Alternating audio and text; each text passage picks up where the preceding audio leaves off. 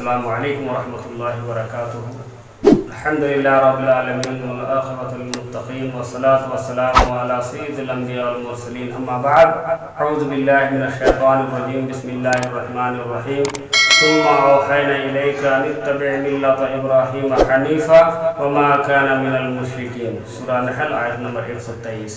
محترم ناظرین، دیکھیے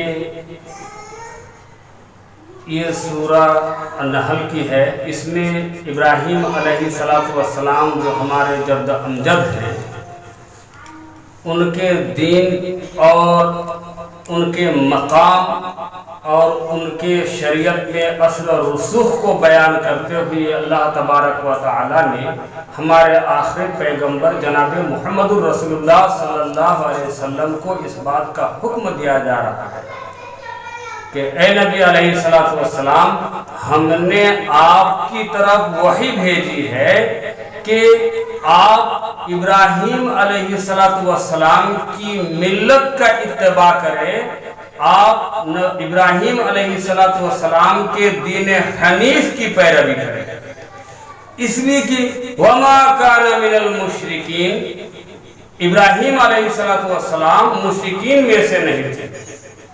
یہ نبیوں کا جہاں تک معاملہ ہے، تمام نبیوں میں بالخصوص ابراہیم علیہ السلام سے یہ کہا جا رہا ہے کہ وہ مشرکوں میں سے نہیں تھے۔ اس سے یہ بات سمجھ میں نہیں آنی چاہیے کہ بقیہ انبیاء کے اندر کچھ تھوڑا بہت شرک رہا ہوگا، نعوذ باللہ من ذالک۔ تمام انبیاء کرام شرک سے مبرہ تھے، پاک تھے، لیکن ابراہیم علیہ السلام ان تمام میں بہت ہی زیادہ توحید کے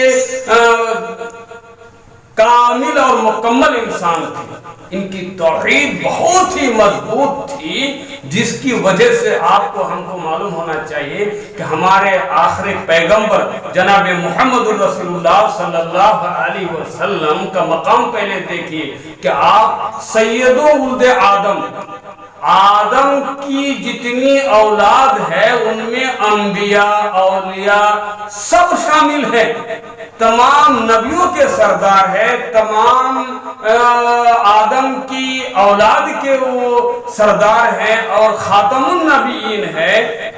اس نبی علیہ السلام سے کہا جا رہا ہے کہ آپ ابراہیم علیہ السلام کے دین اور ملت کی پیروی کیجیے۔ بتائیے، جو افضل الانبیاء ہے، تمام نبیوں کے سردار ہے، تمام نبیوں کی امامت آپ نے فرمائی ہے، قیامت کے دن سارے انبیاء اپنی اپنی امت کی سفارش کرنے سے پیچھے ہٹیں گے، ہمارے آخری نبی جناب محمد رسول اللہ صلی اللہ علیہ وسلم کی سفارش قبول ہوگی، ان کو اجازت ملے گی، آپ کی سفارش ہوگی، قبول کی جائے گی۔ اس نبی علیہ السلام سے کہا جا رہا ہے کہ اے نبی ابراہیم علیہ السلام کی دین اور ملت کی آپ پیروی کیجیے۔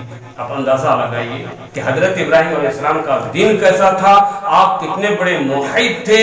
اس دین کے لیے آپ حضرت ابراہیم علیہ السلام کی کیا کچھ قربانیاں تھیں جو اتنا بڑا مقام اور درجہ ملا ہے کہ آخری پیغمبر کا اتنا بڑا مقام و مرتبہ ہونے کے باوجود ان سے کہا جا رہا ہے کہ آپ ان کے دین کی پیروی کیجیے۔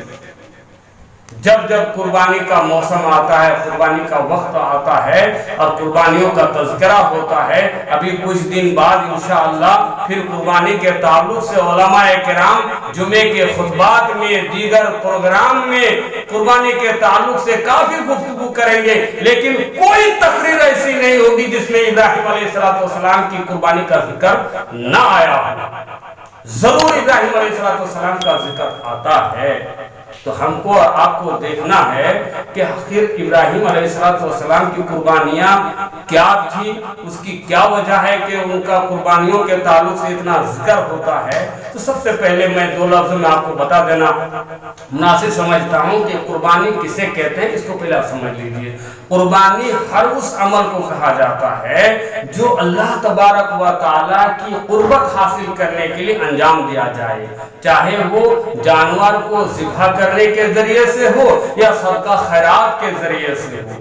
اور اسی طرح سے اصطلاحی معنی اگر آپ دیکھیں گے عید قربا کے دن جانور ذبح کر کے جو اللہ رب العالمین کا قرب حاصل ہوتا ہے اس کو کہا جاتا ہے قربانی.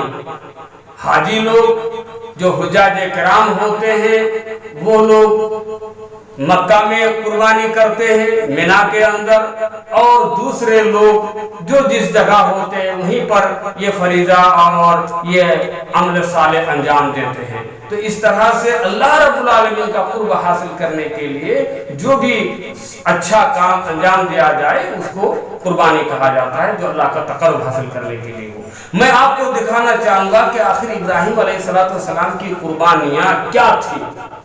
کیا جانور ذبح کر کے ہی اللہ تبارک و تعالیٰ سے اتنا مقرب ہو گئے تھے کہ ابراہیم علیہ السلام کا بہت زیادہ ذکر ہو رہا ہے؟ نہیں. ابراہیم علیہ السلام کی قربانیاں پہلے دیکھیے کہ حضرت ابراہیم علیہ السلام نے سب سے پہلے اپنے باپ کی محبت و شفقت کی قربانی دی. پھر ابراہیم علیہ السلام نے اپنے قوم کے خاندانی نسب کی قربانی دی، اپنے وطن عزیز کی قربانی دی، اپنے بیوی بچے کی قربانی دی. اور جب نمرود بادشاہ آگ میں ڈالنے کا فیصلہ لیا تو اس میں اپنی جان کی بھی قربانی پیش کر کے آگ میں کود پڑے. یہ ابراہیم علیہ السلام کی قربانیاں ہیں.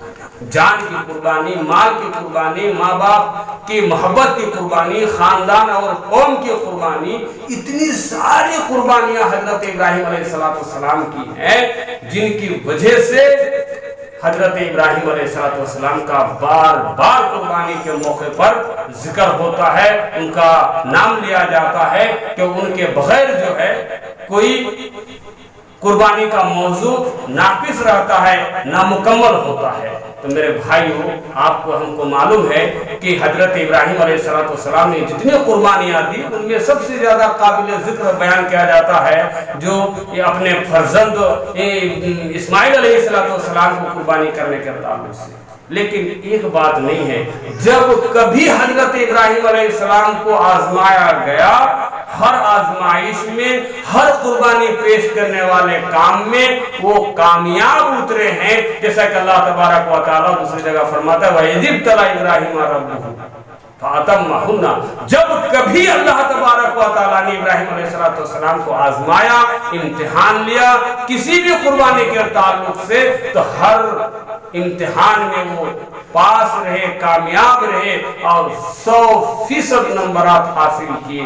یہی وجہ ہے کہ قربانی کے تعلق سے جب کبھی کوئی ذکر ہوتا ہے تو ابراہیم علیہ السلام کا نام آتا ہے. اس لیے میرے بھائیو، دوستو، عزیزو، آج ہم اور آپ جو قربانی کی ایک رسم پوری کر رہے ہیں، ایک جانور ذبح کر دو، ایک حصہ دے دو، ایک بکرا دے دو، ایک گائے دے دو اور ہمارے لیے کافی ہو گیا، ہماری قربانی جو ہے ہو گئی. نہیں. آپ کو اسلام میں بہت ساری قربانیاں دینے کی ضرورت ہے. جان کی ضرورت پڑ جائے تو جان کی قربانی دینی پڑے گی. ماں باپ کی جائیداد کی قربانی دینے کی بات آ جائے تو وہاں بھی آپ کو پیچھے نہیں ہٹنا ہے. جیسا کہ حضرت ابراہیم علیہ السلام کی قربانیوں کو آپ دیکھ لیجیے. اسلام چمکتا ہے قربانیوں سے. اگر آپ کی قربانیاں ہوں تو آپ دشمنوں کے گھیرے میں بھی ہے تو وہاں بھی اسلام چمکے گا. اور اگر آپ کے اندر قربانیاں نہیں ہیں تو آپ بادشاہت میں بھی رہے تو آپ کے اندر سے اسلام مٹ سکتا ہے. اس لیے یہ بات ذہن نشین رکھیں کہ اسلام چمکتا ہی ہے قربانیوں سے. اللہ رب العالمین سے دعا ہے کہ پروردگار عالم ہم تمام مسلمان بھائیوں کو اپنے دین کے خاطر، اسلام کے خاطر، اللہ کا تقرب حاصل کرنے کے خاطر، اپنے آپ کو کامیاب بنانے کے خاطر جہاں تک جانی مالی جس طرح سے بھی ہو سکے ہم قربانیاں دے کر کے اللہ رب العالمین کا مقرب بندہ بن سکے. اس کی توفیق عطا فرمائے. آمین. تقبل یا رب العالمین. السلام علیکم ورحمۃ اللہ وبرکاتہ.